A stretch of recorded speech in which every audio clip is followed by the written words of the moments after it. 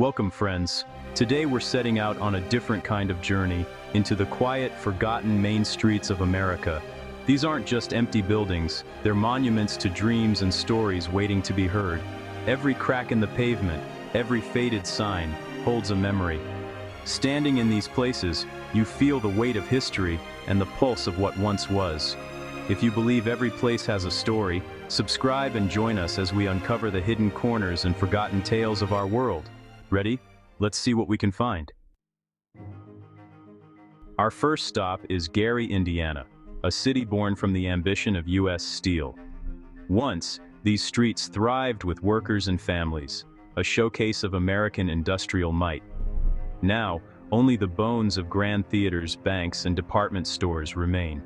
The City Methodist Church stands as a cathedral of decay, echoing with memories of hope. Gary's prosperity was tied to steel. When the mills declined, so did the city. Yet, amidst the ruins, you'll find gardens, murals, and people who refuse to let their city be erased. This is the heart of the Rust Belt, broken, but not beaten. We travel to Cairo, Illinois, where two great rivers meet. Once a vital port, its grand architecture now stands silent. Scarred by racial tension and economic collapse, the population dwindled to less than 2,000. A hauntingly beautiful streetscape remains, full of stories. Next, we head to Centralia, Pennsylvania, a town consumed by an underground coal fire burning since 1962. The ground heats up, smoke seeps through cracks, and roads buckle. The government declared the town uninhabitable. Most buildings are gone, leaving only empty streets and overgrown fields. The famous graffiti highway, now buried, once told the story of visitors drawn to this eerie place.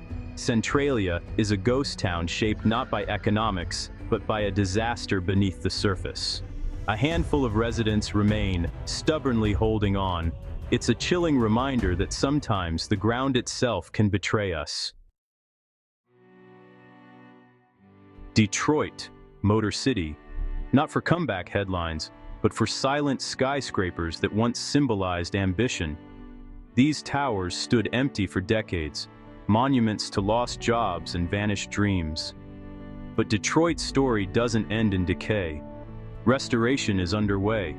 These icons are alive again. Here, ruins and rebirth stand side by side, hope in the face of loss.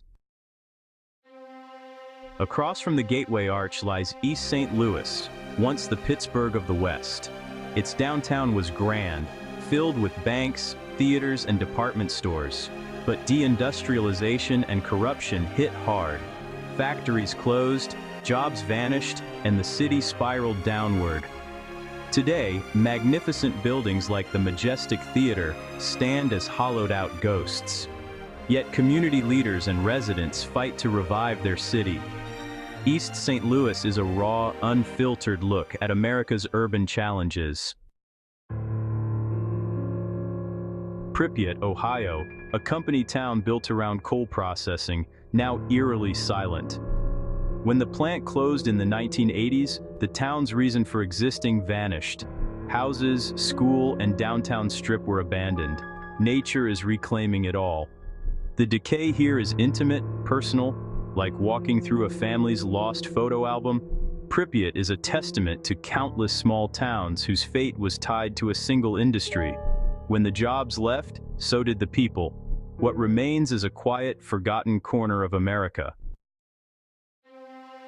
Welcome to Bodie, California, the most famous ghost town, preserved in a state of arrested decay. Once a wild gold rush town, Bodie was packed with saloons, brothels, and hope. Now, shelves are still stocked, lessons remain on chalkboards, pews wait in the church.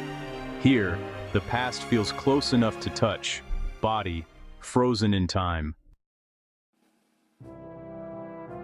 Deep in West Virginia's New River Gorge lies Thurmond, a town built for the railroad. Once a whirlwind of coal-fueled activity, its downtown was lined with hotels, banks, and saloons.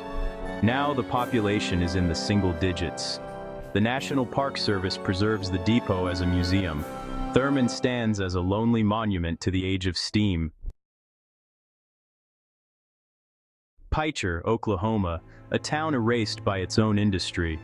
Once a center for lead and zinc mining, Picher's landscape became poisoned by toxic waste and unstable ground. Kids played on piles of contaminated chat, unaware of the danger. The government declared it uninhabitable. A buyout and evacuation followed. Today, massive chat piles and skeletal buildings remain. A tornado delivered the final blow. Picher is a heartbreaking story of environmental disaster and a community sacrificed for profit. It's a post-apocalyptic landscape, a warning for the future. On the border of Texas and New Mexico sits Glenrio, a Route 66 ghost town. Built to serve travelers, Glenrio thrived on diners, motels, and gas stations. The interstate bypassed it, and the town faded almost overnight. Today, mid-century structures stand empty, the wind whistling through motel rooms. Glenrio is a monument to the golden age of the American road trip. It's lonely, but not sad, a crossroads of time and memory. Here, you feel the optimism of the open road. Glenrio is Route 66 history, frozen in place. In the Nevada desert, Rhyolite's spectacular ruins rise from the dust. Born in a gold rush, the city sprang up overnight with stone buildings, an opera house, and even a stock exchange. The boom was brief. The bust came fast. By 1920, the population was nearly zero. The Cookbank's shell stands like a Roman ruin, the train depot still impressive. The Tom Kelly Bottle House is a folk art marvel. Rhyolite is a story of hubris and hope, fortunes made and lost in a flash. It's a magnificent American ghost town. In Montana's mountains, Elkhorn is a silver boomtown with a quieter spirit. Once home to thousands, its heart was two saloons, Fraternity Hall and Jillian Hall, still standing today. The silver panic and a diphtheria epidemic led to decline. Now, a few residents remain, surrounded by leaning cabins and encroaching forest. Elkhorn isn't a tourist attraction, but a genuine historical landscape. It's a place for reflection, peace, and melancholy. Here, the past lingers in the wind and the pines.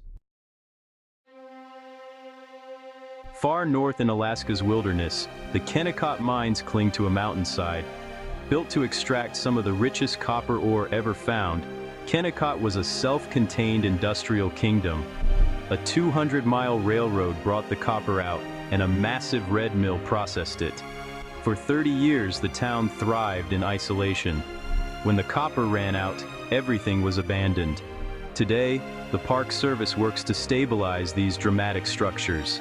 Surrounded by glaciers and peaks, Kennecott inspires awe at human ambition. It's a truly unforgettable place. In the Utah desert, Cisco feels like a set from a post-apocalyptic film. Born as a railroad stop, it later served travelers and ranchers. The railroad's decline and the interstate's arrival spelled its end. Now, collapsing shacks and trailers scatter the landscape. Cisco isn't preserved or grand, it's just left. Its authenticity and wildness have made it a movie location. Here, the desert's relentless power to reclaim is on full display. Our final stop is Calico, California, a mining town reborn as a living museum. Once a silver boomtown, Calico was deserted when prices crashed. In the 1950s, Walter Knott restored it as a tourist attraction. Today, you can ride a mine train, pan for gold, and watch staged gunfights. Calico raises a question. Should we let ghost towns fade or revive them for new generations? It's a different kind of ghost town, history brought to life. Calico is where the past meets the present in the Mojave sun. Our journey ends here. Thank you for walking these silent streets with me. From the Rust Belt to the Desert West, we've seen what happens when prosperity moves on. These places are more than ruins. They're classrooms, monuments, and warnings. Every abandoned place has a story. Every empty window once framed a life. Go find the stories in your own backyard. Until next time, stay curious.